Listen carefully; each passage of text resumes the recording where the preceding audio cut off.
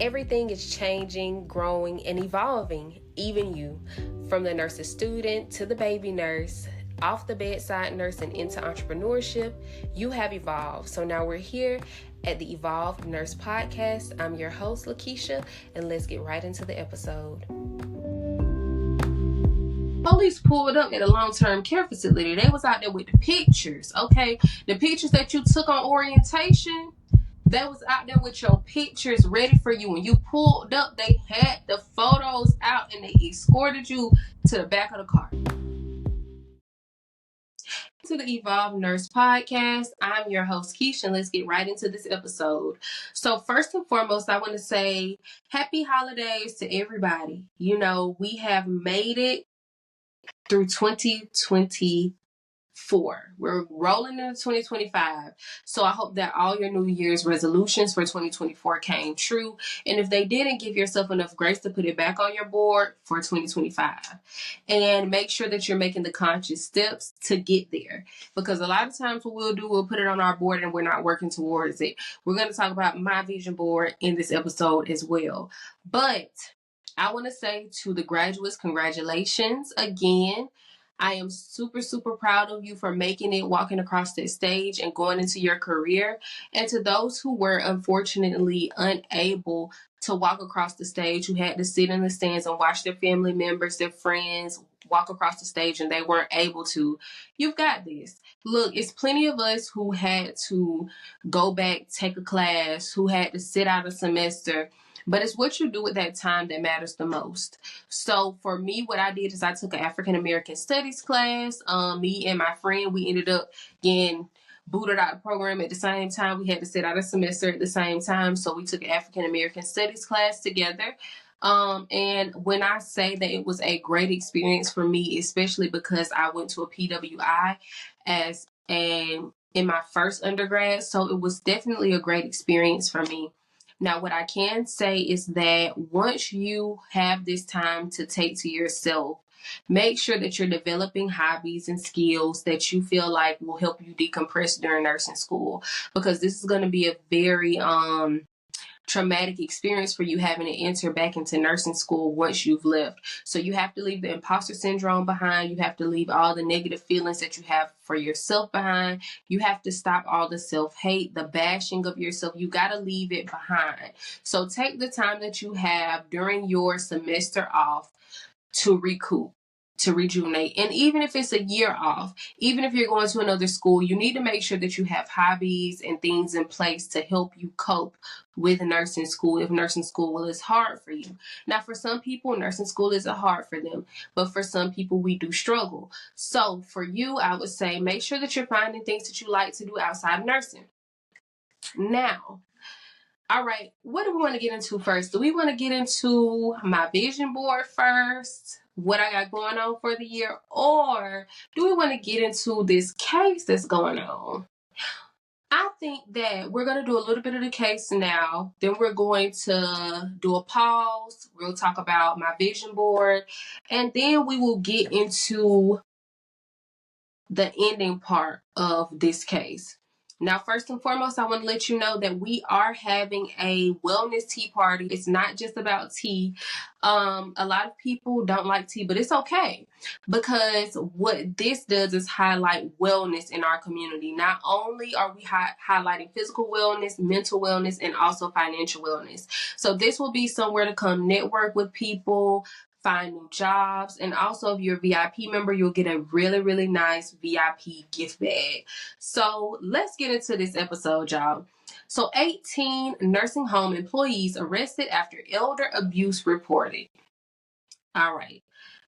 If my computer will let you hear this, we're going to play it. Y'all, the police pulled up at a long-term care facility. They was out there with the pictures, okay? The pictures that you took on orientation, they was out there with your pictures ready for you. When you pulled up, they had the photos out and they escorted you to the back of the car. They escorted you to the back of the car. So let's get into it. Let me get my volume right so that y'all can hear this, because this is something that can happen to you if you're not careful. And I'll talk to you later on about some ways that you can prevent this. Sound.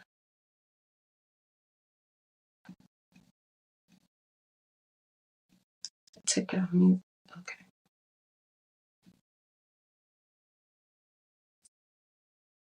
And this is from WSET ABC 13.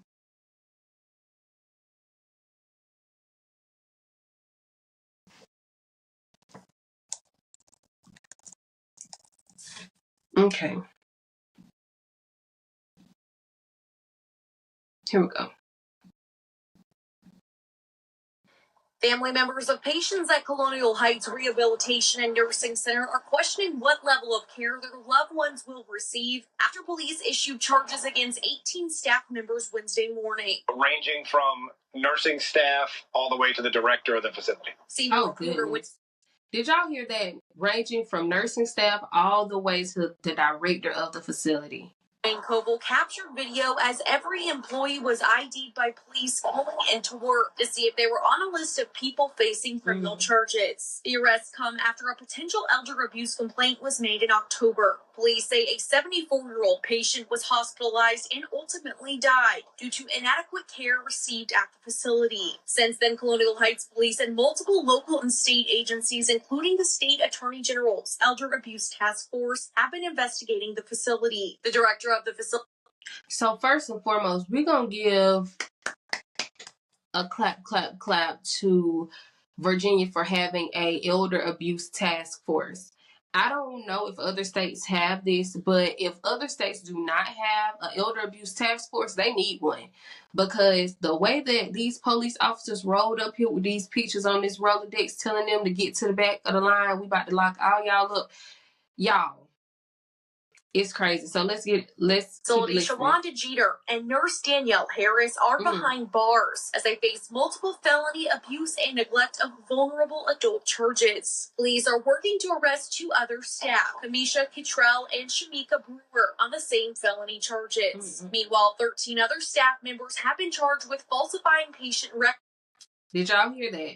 13 other staff members have been charged for falsifying staff documentation, which is a misdemeanor. A person whose mom is in the facility shared concerns with CBS 6 off camera. They questioned how the facility is functioning with an adequate level of care with so many staff members being arrested. They went to check things out Wednesday night out of concern and tells us it appears that it was still business as usual. They shared that night staff were not sure what was happening. The Virginia Department of Health is not helping the facility with care. They say the office...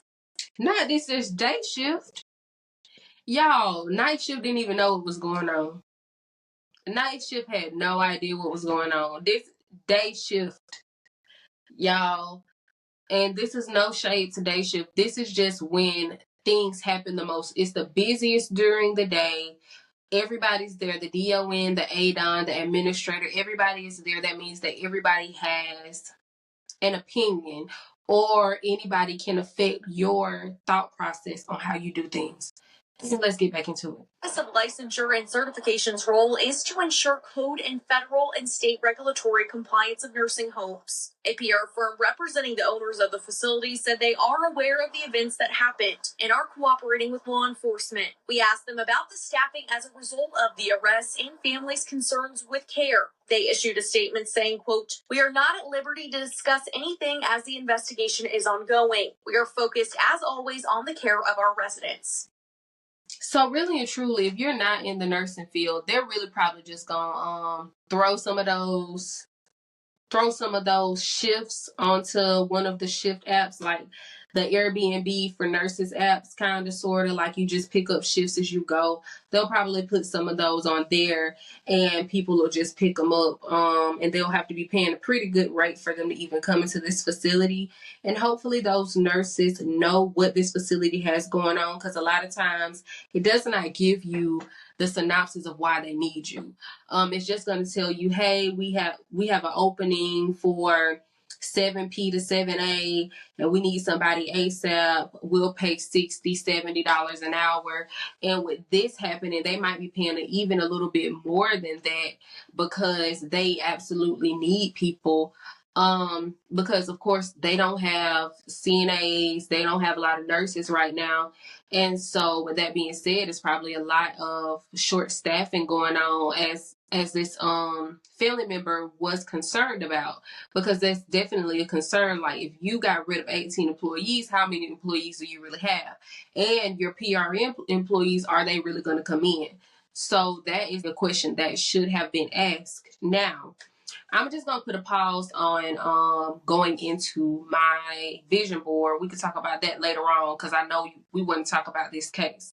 So, as somebody who was a unit manager of a long-term care facility, it is very easy to be one of these people.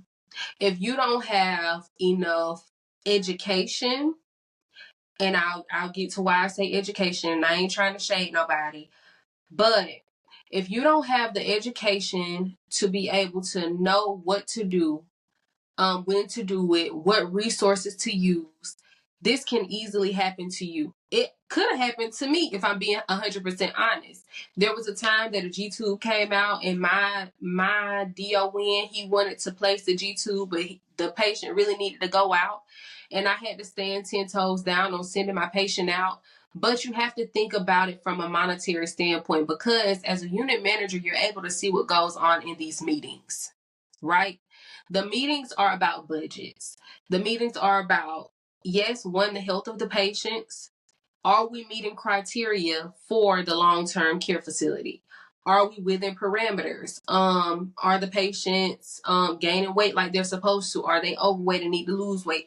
These are what these meetings are structured around. Can we even afford to have this patient on hospice? Now, that was something that really blew me.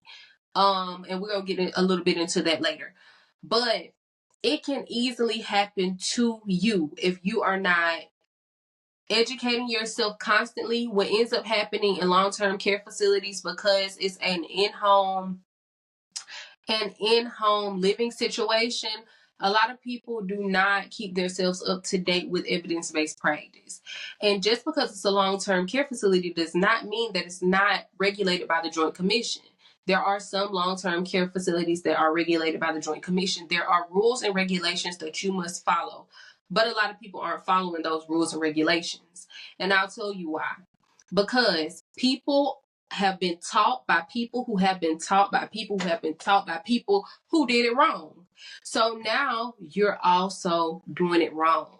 And now, because you're doing it wrong and somebody's coming in and telling you that, hey, this is done wrong, and you feel offended because everybody before you has been doing it just like this.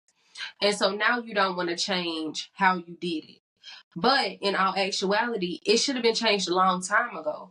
But because you don't keep yourself up to date with evidence-based practice, you have no clue what's going on in the outside nursing world.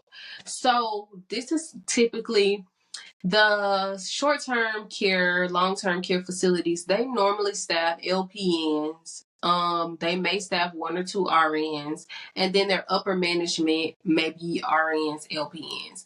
It just kind of depends on where you are. I think they want management to be RNs, but a lot of times they may not. It just depends on what facility you're at. And I say that it is unsafe to have that many patients. To me, it is unsafe to have that many patients. Because you will notice that these people aren't doing assessments. They are not they really sometimes aren't giving the medications. As a unit manager, what I had to do was come in and look and see what was going on in the facility and change it. And when I started making changes, it was very hard, because not only did I get pushback from the nurses, I got pushback from the CNAs, I got pushback from my DON, I got pushback from my administrator. I'm going to tell you an instance where you can get caught up like this so quick in long-term care. We had a patient where something happened to where the patient coded, right? And the administrator wanted me to call the family, but I had already called the family because I am always proactive. So I call, I don't get an answer. I get a voicemail, right?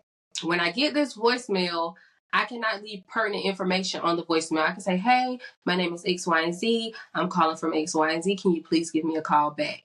Hang up. So because protocol says that family members must be notified, and when I documented, I said, left message for family member to call back. We'll continue to follow up.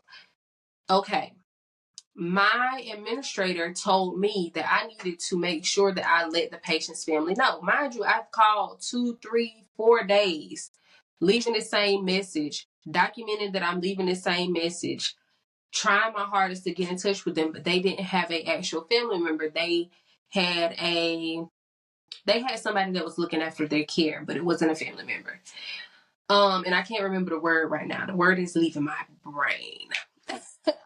But he did not have a family member on paper.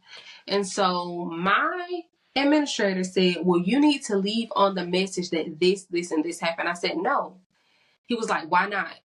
I said, because that is violating HIPAA. I cannot violate those rights. At any given time, that might not even be that person's phone anymore. That might not even be the correct number, but you want me to leave pertinent patient information on a voicemail that anybody can listen to. That's violating HIPAA. No, you need to leave it on the voicemail. I said, you can leave it on the voicemail. You can leave it on the voicemail, but I'm not doing it. I am not about to risk my license for you. I am not doing it. When I tell you, I think in that long-term care facility, because I was vocal about my patient's care and I was vocal about what was going on in the facility, they really didn't care for me that much. So when I put in my 2 weeks notice, they didn't even speak to me. And on my last day, they offered me food and I was like, no, thank you. But you can easily get caught up in this situation. It's not something that is unlikely. There are so many people who use PCC, they use point click care, and they just use the last set of vitals. They go through and click the same thing every day. They just clicking stuff off and they haven't done the work. And as a unit manager, it's your duty to make sure they're doing their jobs. And for a little while, you might have to be a helicopter manager, which is what I was. I was on the floor with them. I was doing my paperwork. Y'all, I was tired. I was tired because a lot of times you have to learn how to prioritize and you have to learn how to delegate. But in long-term care, it's hard to delegate, especially when somebody thinks that they know what they're doing and they don't because they've been doing it wrong for so long. So for my CNAs, they didn't want to do a lot of things. By the time I left, they had, they were doing what they needed to do. I had LPNs who wouldn't even answer call lights. So I had to be like, hey, can you answer the call light? If I can come out of my office and answer a call light, you can answer a call light. Not what they need to get it. It is not up to the CNA to be in 35 places at one time. It's not. And if you're sitting here and I knew for a fact she wasn't doing nothing. If you're sitting here and you're not doing anything and you see that a patient's call light goes off, you need to answer it because we have had several falls from people not answering simple call lights. And sometimes all they want you to do is give them their water. That's so quick. Can you push my bedside table towards me? That's so quick. Can you do this? It could be something so simple and you're avoiding their call light because you don't want to help the CNAs. That is ridiculous. And that's how you can end up just like this. Let's talk about stealing meds. Because that's a subject that we need to talk about is stealing meds. Because a lot of y'all can end up just like this because you're taking medication from one patient because you're like, dang, they need this medication. It's Eliquis. They need this med and they don't have this med. So I'm going to go into somebody else's card, take their Eliquis, give them the Eliquis. And now this person is short. Whenever you go in to request that medication, pharmacy is going to kick back a message to you and say, hey, we gave you a 30-day supply. So you're on day 27. Why do you not have the extra medicine? Who's going to pay for that? Sometimes the facility will pay for it, but more than likely that patient is going to pay for that medication. The medication that you stole, you're making the other patient pay for it. You're making the patient whose medicine it was pay for it. Y'all, quit doing these things that require that are illegal but have been done for so long that everybody feel like it's right. And I know it's a long-term care nurse listen to this right now who like, dang, I do that. It's illegal. And understandably, put in the order for it. Send it to pharmacy. Get your unit manager to go ahead and send it over. Get your DON to go ahead and escalate it. Call the pharmacy yourself and say, hey, what is your ETA? Make sure that you're documenting that you're talking to pharmacy. That can get you caught up too. Is if you're not giving these medications and you're not documenting that they're not there, but you're also not documenting a resolve or a solution. Yeah, I didn't give the med, just nothing else. Medication not administered, nothing else. No, it should be medication not administered due to medication not being available. Contacted pharmacy. Next date available is X, Y, and Z.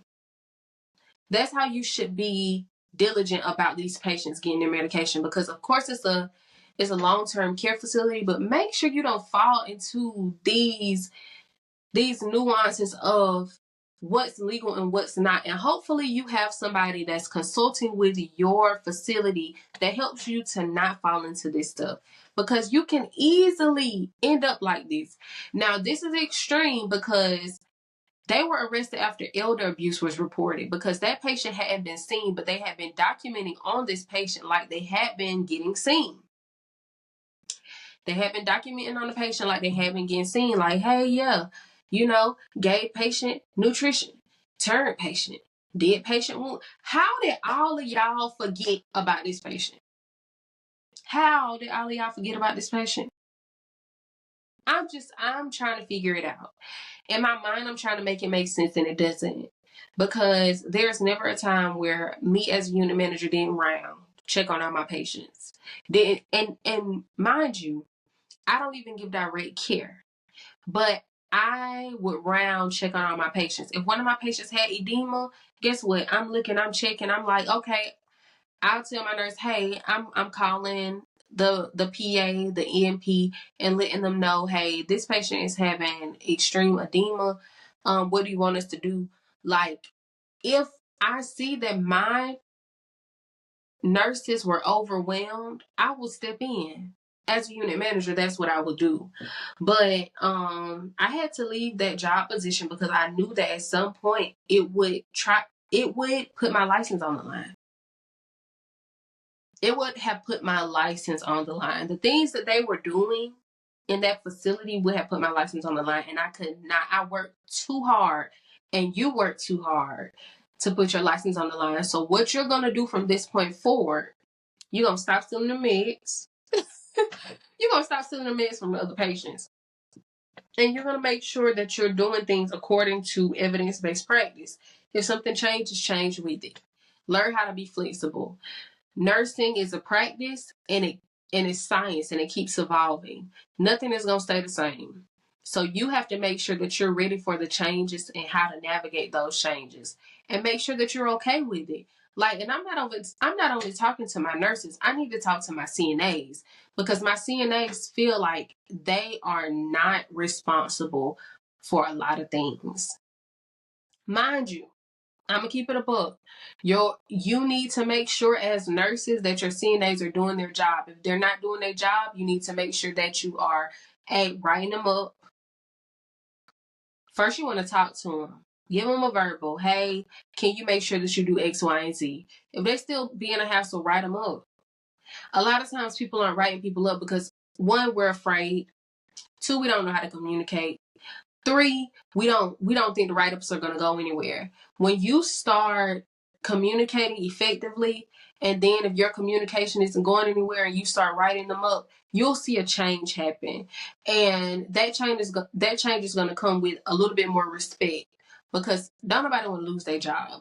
Now, you got some people who don't care about losing their job, but you have to create a professional area of respect. Like, we got to respect each other.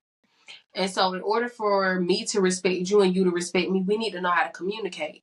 And if we can't communicate appropriately, we're not going to do the best for our patients. So we got to make sure that we're doing all that we can for our patients, because if not, you could end up in this situation where you have a CNA who don't like you. Now they're not going to see about your patients. And now you're overwhelmed with all 50 of them of yours, and they haven't seen this one patient. So now you're just clicking off because you're overwhelmed. And they haven't even seen that patient. So that patient could end up being just like this. So you want to make sure that you're doing all that you can to be diligent in your documentations. I had to teach a lot of documentation when I was doing long-term care. I had to redo some systems to make it a little bit easier for my staff. If they had somebody to go out, I wanted to make it easy as possible for them to see what they needed to do in terms of getting them out, doing the proper documentation, making sure that they're okay, calling their family members, all that. I needed to make sure that everything that my facility on my side was doing was appropriate and in order, so that my nurses would know that their license were protected. So, yeah.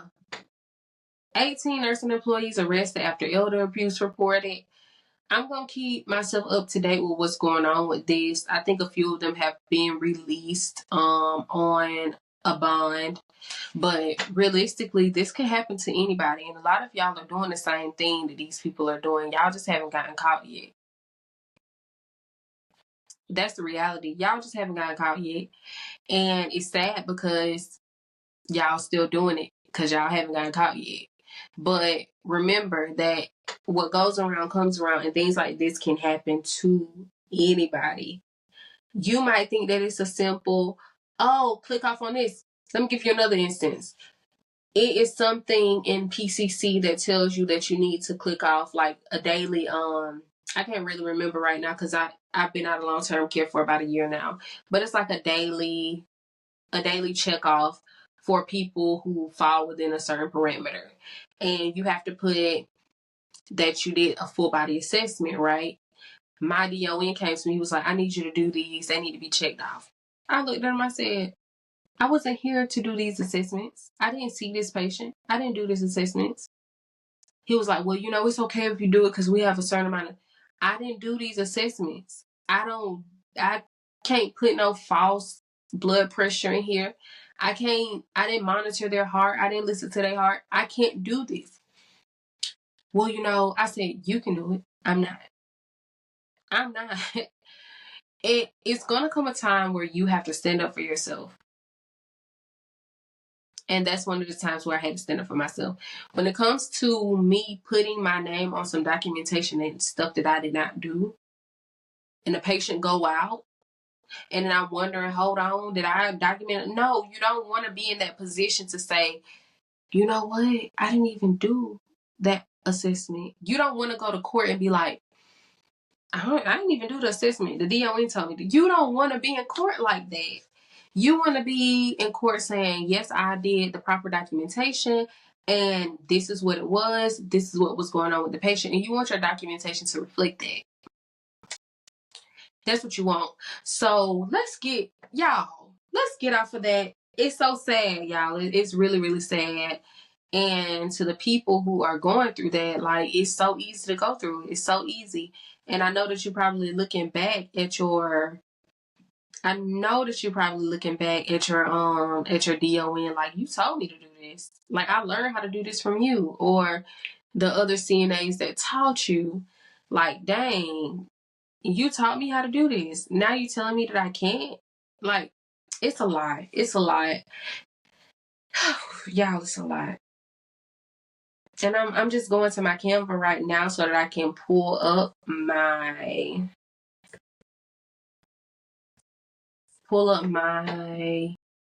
vision board from 2024.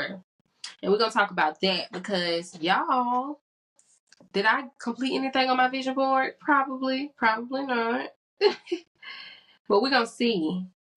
And then y'all drop down in the comments what your biggest goal for 2025 is going to be. And have you started already? Have you started going to the gym? These people don't want us to be in that way. Don't be in these people's way because they don't want you to be in their way. So, I have on my vision board, and I'm gonna, hopefully I can put it over here. You won't see this on the Spotify version, but you will see it on the YouTube version. So if you're watching me on YouTube, you should see the vision board. And I have a Make It Happen vision board 2024. And I have traveling. So I did go to the Mom Friends. So I did go to the Mom Friends this year in June. I think it was June.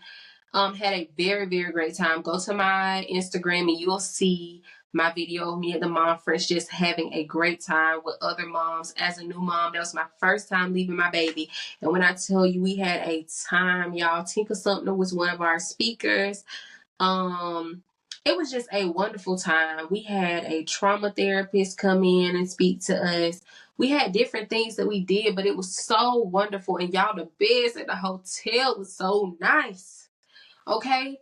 I met a great friend there.